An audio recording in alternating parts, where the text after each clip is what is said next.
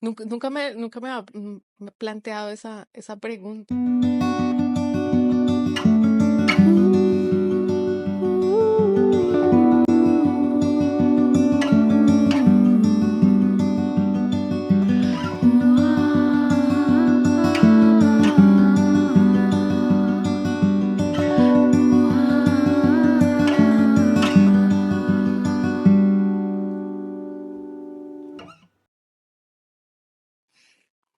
Yo me llamo Pilar Rey Hernández.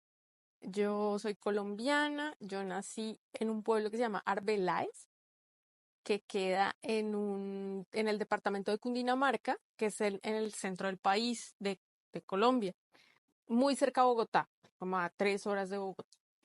Yo nací en 1984, entonces tengo 40 años. Te digo, nací en ese pueblo que se llama Arbeláez. Es un pueblo muy pequeño, tiene, no sé, cuando yo crecí, tenía como 10.000 habitantes.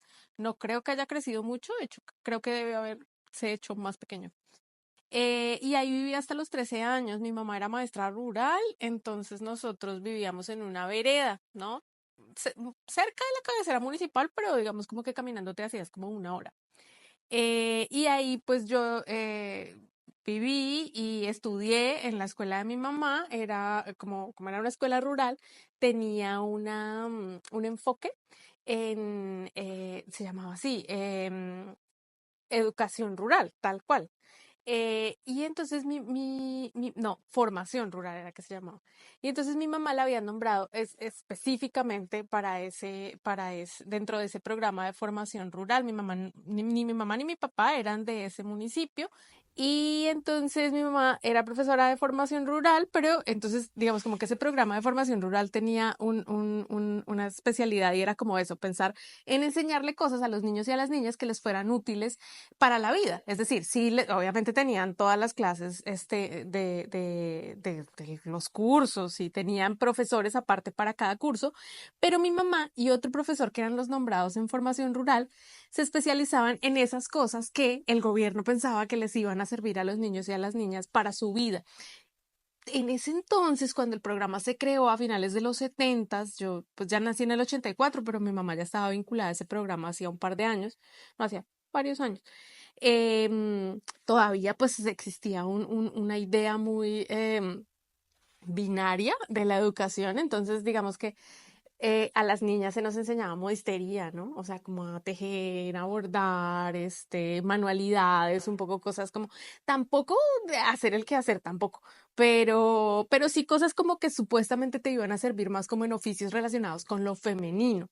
Y a los hombres se les enseñaba las cosas más relacionadas con lo que se pensaba que hacían, ¿no? Los hombres, que era como carpintería, había un taller de carpintería muy bonito en la escuela y granja, ¿no? Teníamos una granja, pero digamos como que los espacios se iban así entrelazando y entonces como que las niñas también hacíamos carpintería y también sembrábamos, entonces era una escuela muy bonita, muy grande y con un terreno enorme, entonces justamente por eso la huerta podía tener una dimensión grandecita, a tal punto que, por ejemplo, del restaurante escolar, porque a nosotros nos daban una alimentación que, que subsidiaba el gobierno, se complementaba con lo que había en la huerta, ¿no? Entonces ya había acelgas, repollo, lechuga, y entonces, bueno, más o menos ese fue como el espacio en el que yo crecí, que era mi casa, porque mi mamá tenía, bueno, las escuelas de formación rural tenían vivienda para las maestras, entonces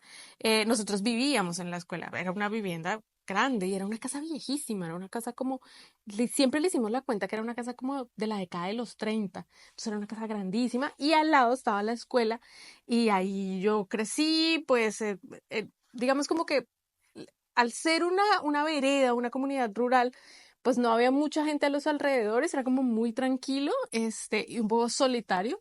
Y ahí viví yo hasta los 13 años, después nos fuimos para un pueblo un poquito más grande que se llama Fusagasugá, que está más cerca de Bogotá. Ahí terminé la educación secundaria y como preparatoria, que allá se llamaba bachillerato. Y pues sí, más o menos es eso. Yo terminé la prepa a los 15 años, entonces estaba muy chiquita. Y ahí en el pueblo donde vivíamos en esa época había una universidad, entonces primero me formé en el magisterio, era una universidad pública pero pequeña. Y me formé para ser profesora del magisterio, era una carrera corta, que duró 4 años, entonces como que ya estaba como, ya tengo 19 años y entonces, pero yo siempre quise estudiar historia. La, la, mm, la licenciatura la hice en ciencias sociales, que así se llama un poco la especialidad en magisterio en Colombia. Y entonces luego me fui a estudiar historia, pero ya a Bogotá. Entonces a los 20 años empecé a estudiar historia en Bogotá y entonces ahí ya me fui. Pues mis papás se quedaron en el pueblo, entonces mi hermana ya estaba un poquito más grande, ella ya había estudiado en la universidad. Cuando yo me fui para Bogotá, ella ya había terminado la licenciatura y ya estaba trabajando. Entonces nos fuimos a vivir las dos con mi mejor amiga y pues vivíamos en Bogotá un poco solas, pero bueno, como ya estábamos grandes todas, como que solventábamos los gastos. Mi mamá sí me siguió apoyando un poco para sostenerme en Bogotá, pero igual yo ya trabajaba desde el principio de la licenciatura en historia. Yo era, bueno, becaria como lo que son, como lo que hacen los chicos acá. Y también trabajaba de guía turística de recorridos históricos en Bogotá, era niñera, daba clases de como de actualización docente en unas cosas que allá se llaman pre-ICFES, que son, bueno, un poco para formar a los estudiantes para que se preparen para sus exámenes de estado, para sus pruebas de estado. Entonces tenía como yo muchos trabajos para lograr un poco el sostenimiento, porque pues yo ya me sentía grande y me daba como pena vivir o sea, como que mi mamá me diera todo. Entonces ahí me fui solventando y pues a medida que iba avanzando en la licenciatura en historia, que allá no se llama licenciatura, o sea, ya las licenciaturas son las que están destinadas cuando vas a ser maestro específicamente.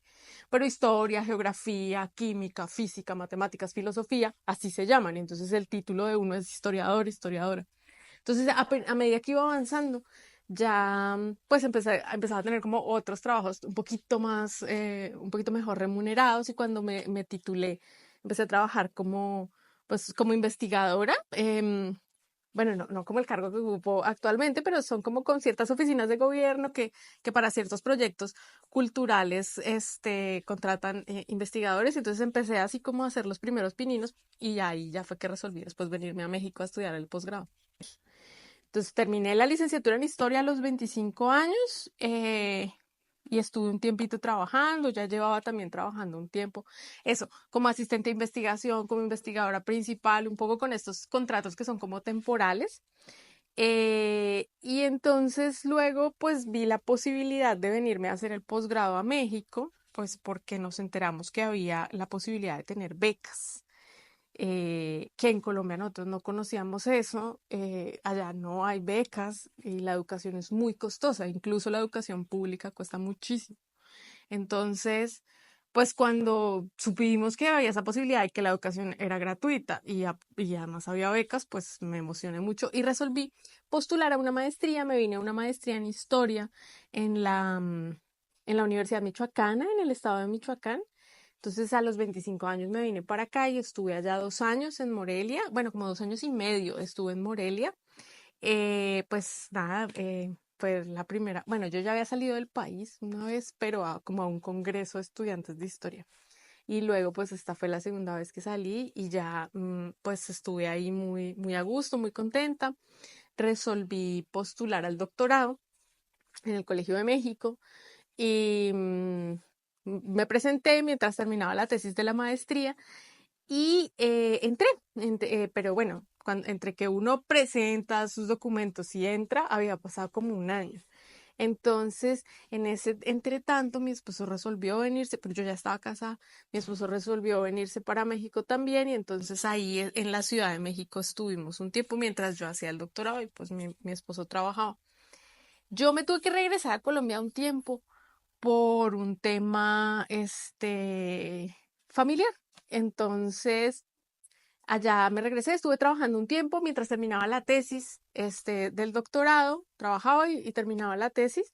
Y cuando terminé la tesis, y me titulé, presenté el examen, empecé a buscar trabajo un poco acá en México para, pues es decir, mi tesis de doctorado había sido sobre México, yo ya llevaba muchos años estudiando en México y ya me consideraba como muy cercana, me considero muy cercana a la historiografía mexicana y pues yo creí que un poco como que el paso siguiente iba a ser pues buscar trabajo aquí en México porque pues yo ya me había especializado mucho en la historia de México, entonces surgió la posibilidad de venirme a Tijuana, acá al Instituto de Investigaciones Históricas, porque la de historia urbana justamente en el instituto quedó vacante en ese momento, como en esos meses.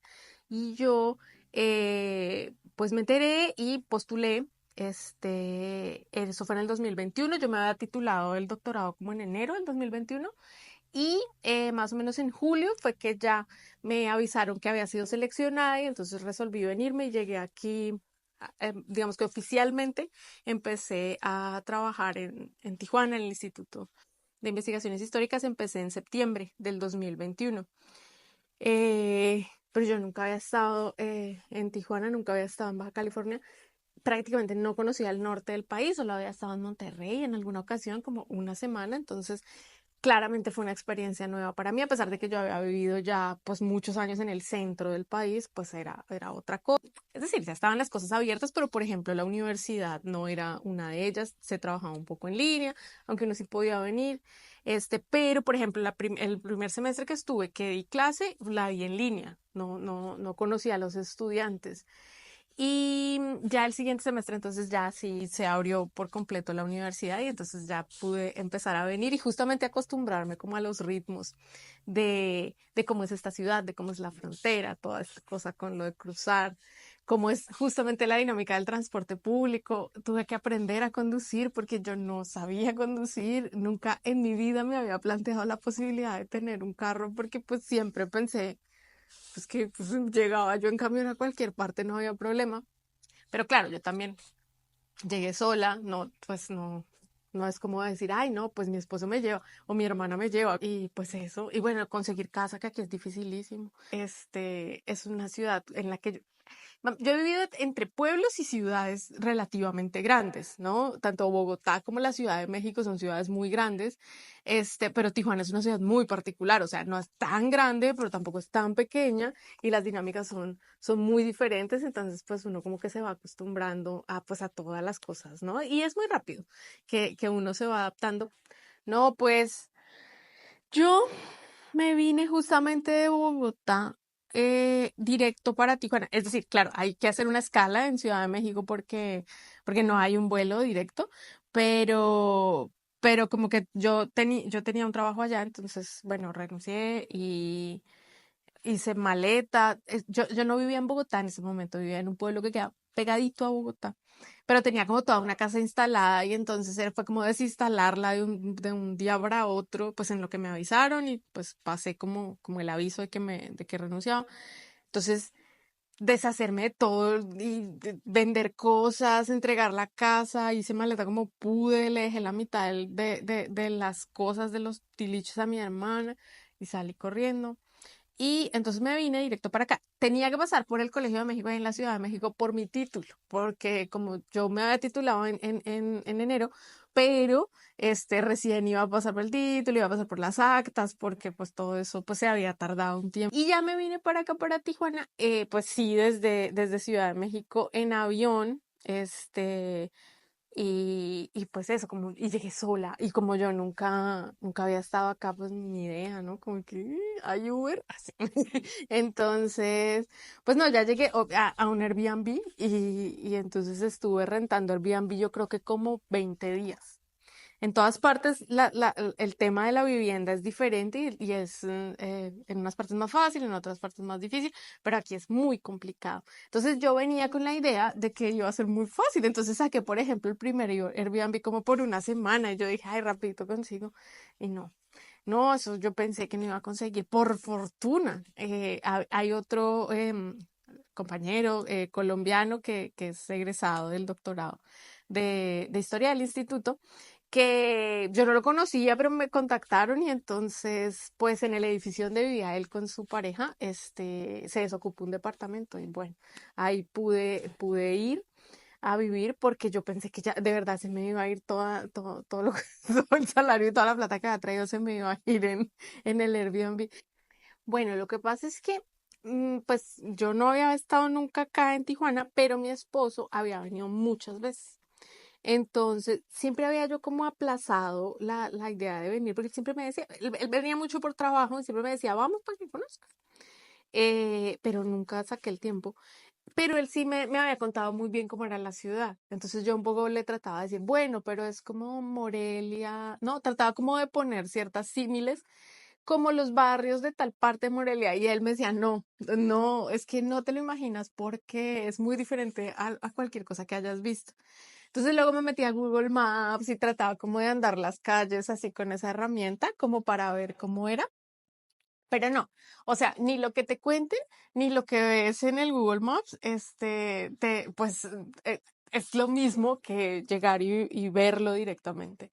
Sin embargo, eso, como ya me había dicho más o menos mi esposo, cómo era un poco, pues eso, de que normalmente a veces había como tormentas de polvo, bueno, no tormentas, pero que pasaba mucho polvo, o un poco que era una ciudad muy de coches, etcétera, porque justo eso que decía del transporte público.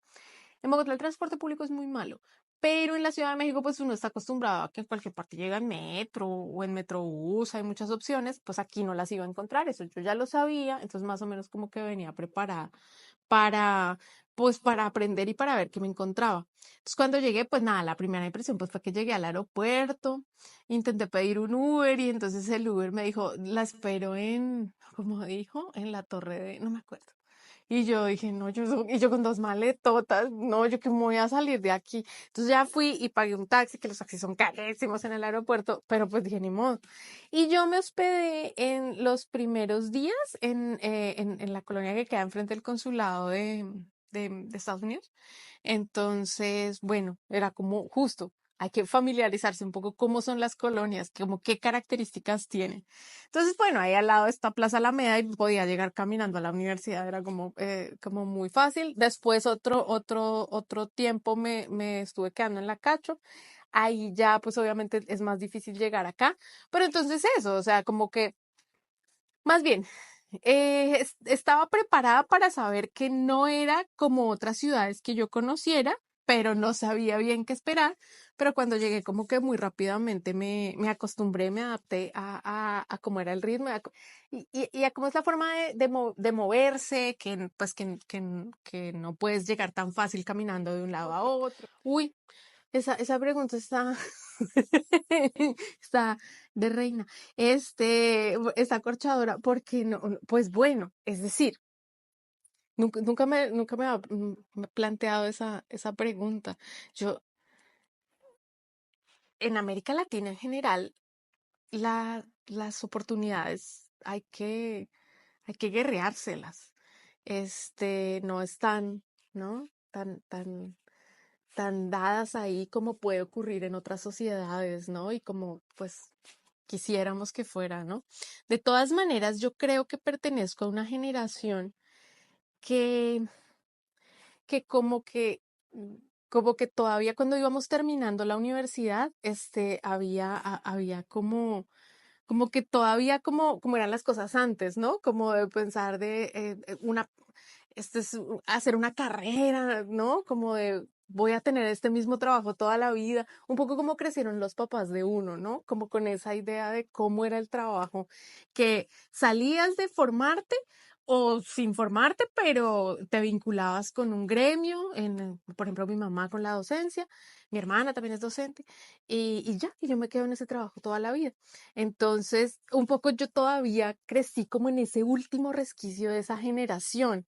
Ya el mundo que yo conocí estaba cambiando y había cambiado, pero todavía yo crecí un poco en esa idea, ver a mis tías también que casi todas estuvieron en el servicio público, entonces como que uno tiene como esa idea de cómo es el mundo. Y claro, cuando va uno creciendo, va encontrando, y cada que pasan los años va viendo cómo cambian las cosas y es un poco aterrador. Pero, Yo tuve la fortuna de que siempre, como que siempre quise hacer esto que hago y como que siempre lo busqué desde que estaba pequeña. O sea, desde que estaba en la escuela rural allá de mi mamá, yo siempre quise dedicarme a cosas que tuvieran que ver con leer y con escribir y como con la cultura, aunque no lo podía yo denominar así cuando era niña. Entonces, claro, no era algo que se esperara de una persona que provenía pues de un ambiente rural como donde yo crecí, pero mis papás nunca nos pusieron problema por eso, nunca nos dijeron, no, es que usted tiene que estudiar algo para que le dé dinero, ni nada, o sea, nos dejaron ser como muy libres, siempre me gustó mucho estudiar y como siempre respondíamos tanto con las calificaciones de la escuela, pues entonces nunca nos pusieron problema y ellos nunca fueron así como de ideas fijas, sino más bien lo que nosotras quisiéramos. Entonces eso, siempre estuve buscando como las alternativas para ver dónde desarrollarme y para encontrar eso que yo estaba buscando, que era pues todo lo que estuviera relacionado digamos, con el intelecto. Entonces, pues cuando entré a la Universidad Nacional, cuando luego estudié en el Colegio de México, yo siento que se me fueron abriendo puertas que yo no hubiera soñado nunca de niña, pues sí, las fui buscando y se me fueron abriendo, pues por fortuna. Luego, pues acá, el instituto donde trabajo, que también tengo pues la fortuna de poder trabajar en lo que yo estudié y en lo que me gusta. Entonces, en términos generales, más que un lugar que te abra más oportunidades que otro, yo pienso que la educación pública ha sido el salvavidas mío y de la gente más cercana a mí, de mi generación, de mi esposo, de mi hermana, de mis amigas de infancia. Ha sido la educación pública ese vehículo para encontrar oportunidades, porque nosotros no teníamos otra forma de encontrarlas y de hacernos camino. Y el hecho de poder haber asistido tanto en la educación básica y secundaria, eh, y prepa que llaman acá, y en la universidad y luego en los posgrados, eso pues fue lo que garantizó que nosotros pudiéramos tener una vida muy diferente a la que tuvimos cuando éramos niños y a la que tuvieron nuestros papás y mucho más nuestros abuelos. Es decir, la educación pública en general latinoamericana con, con las diferencias que tiene cada país, la educación pública de Colombia y de México es muy diferente, y tiene una centralidad diferente en cada país, ha sido importantísimo para un gran número de generaciones, de personas pertenecientes a diferentes generaciones que les ha permitido pues conocer otras cosas que no necesariamente estaban relacionadas con como lo que llamaban ¿cómo se llama? Orígenes destino, ¿no? No necesariamente el origen fue nuestro destino gracias a la educación pública, no a otra cosa. Entonces yo a la educación pública de Colombia le debo muchísimo y al apoyo de mis papás y de mi hermana, pero a la educación pública mexicana también le debo, o sea, todo, porque pues tuve la oportunidad de formarme en lugares de una calidad impresionante y de tener también un trabajo. Entonces, yo a los dos países les debo mucho, pero claro que tengo que reconocer más en el caso pues de México, el hecho justamente de haber yo encontrado acá el apoyo para tener una educación de posgrado de la calidad de la que tuve, con un apoyo institucional irrestricto. Entonces, pues sí, obviamente, que justamente era lo que decía, que en Colombia no existían las becas, ni existía la posibilidad de pensar en hacer posgrados o en hacer una carrera académica sin salir del país. Eso no era una posibilidad. Entonces, por supuesto que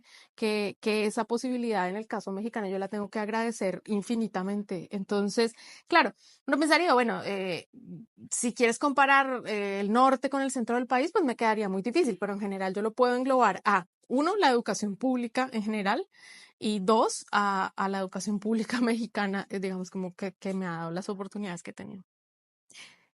Pues el pensado, el plan que tenemos con mi esposo es regresarnos, pero a jubilarnos.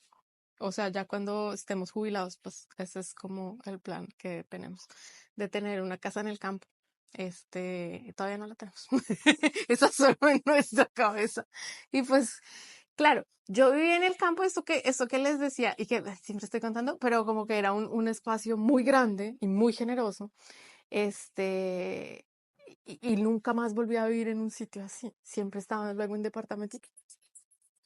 Incluso la casa que tiene mi mamá en el pueblo de Fusagasugá es chiquitita y son de estas como de lo que aquí son Infonavits, ¿no? O sea, que son como muy pegadas una a la otra y si tienes unas plantas, pero como que te las peleas con el vecino y así, o sea, es como hay muy poco espacio verde. Este, entonces, pues un poco el sueño que tenemos mi esposo y yo es poder, cuando nos jubilemos, ya, pero eso es, bueno, quién sabe qué pase aquí, allá, si haya mundo. Entonces, sí, pero esa es la idea. Regresar a Colombia y comprar una tierrita, pero algo donde uno pueda tener unas gallinas, un perro, o así. Bueno, yo pienso que migrar ha sido una de las experiencias más importantes de mi vida, que más me han definido, digamos, como persona, ¿no? Si uno piensa en esto de la identidad, una de, u- claro, hay como varias columnas vertebrales de la identidad. Una de ellas para mí sería justamente el orgullo y el agradecimiento que tengo yo con la educación pública. Lo otro sería pues justamente el hecho de haber crecido en el campo. Y de- otra columna vertebral pues justamente ha sido el hecho de emigrar. Yo salí hace 14 años de Colombia por primera vez y ese hecho, ese trasegar, pues justamente ha definido como la persona en la que me he convertido. Tiene mucho que ver con quién fui de niña y con quién fue mi familia y etcétera, pero, pero quién soy yo hoy está definido por el hecho de haber migrado, justamente por el hecho de haber tenido la oportunidad de estudiar y de todas las personas que fui conociendo por el camino, ¿no? No solamente el hecho de tener títulos o de ir a la universidad, sino de todas las personas que uno conoce, las experiencias de vida tan distintas que hay en cada parte, la gente que viene de otros contextos, de contextos rurales, de contextos urbanos, digamos como que clases sociales diferentes. Es decir, todo eso nutre de una forma que yo pienso que si yo me hubiera quedado en el pueblo, eh, en, en este pueblo de Fusa, que tengo amigas que eso hicieron, se quedaron ahí en Fusa por siempre, somos muy amigas, pero yo pienso que yo no sé, yo no me reconocería, si existiera esto que a veces pasa en las películas, que como que una persona se divide en dos y entonces tienen experiencias de vida diferentes, si yo me encontrara con Pilar, que se quedó en el pueblo de Fusa, yo creo que no tendríamos mucho de qué hablar, o sea, en realidad seríamos dos personas completamente diferentes, porque la mayoría de lo que a mí me constituye tiene que ver con el hecho de todo lo que yo he visto y he recorrido desde que salí del país. Entonces, pues eso, tener la autonomía, ¿no? De estar lejos de la casa y de construirse un espacio propio y de hacer estas redes que llaman de amistades, ha sido también muy importante para mí escuchar, conocer, ver y ver costumbres diferentes, porque cuando uno no sale de su casa, uno piensa que solamente existen las cosas que hay ahí, ¿no? Y que siempre se hace todo como es en la casa de uno, como es en el pueblo de uno. Entonces, cuando vas y te das cuenta que las cosas son diferentes en todas partes y a veces se parecen, y para mí es fascinante, por ejemplo, que cuando llegué a Morelia, iba pasando un día por una calle y había una emisora que se llamaba Radio Ranchito. Entonces, que era como de música, bueno, música vieja. Y tenía un eslogan y lo escuché cantado y yo quedé petrificada porque era el mismo eslogan de la emisora de música vieja del pueblo mío. Y era el mismo eslogan. Entonces, era muy gracioso pensar que em, las cosas ocurren en todas partes, ¿sabes? O sea, que la vida es tan local como global. Es decir, que las cosas se pueden comparar y se pueden contrastar, pero también hay muchas diferencias. Entonces, un poco esa cosa entre lo global y lo local, eso te lo da el hecho de migrar. Por supuesto, migrar en condiciones que afortunadamente han sido pues completamente privilegiadas, ¿no? A diferencia de otras experiencias de migración que pues son mucho más pues mucho más difíciles, pues tener la fortuna de eso, ¿no? De llegar y tener una situación regularizada y de tener una carta de estudios y de poder, este, tener esa tranquilidad, ¿no? Es una experiencia que debe ser muy diferente en otros contextos de migración. Sin embargo, pues no, ha sido, pues como te digo, muy gratificante y eso, y es parte de lo que yo soy como persona, ¿no? No me podría explicar un poco, la mayoría de las cosas que me gustan tienen que ver con eso, con la experiencia de los dos países. Además, Colombia y México se parecen mucho en términos como del humor de las personas, como del carácter de las personas. Entonces, yo como que vivo combinando siempre, y a veces me gusta decir frases en donde mezclo dichos de Colombia y dichos de México, porque siento que justamente eso es lo que me constituye a mí como mi identidad. Nada, que muchas gracias por la invitación, por invitarme a hablar de mí, que casi no me gusta.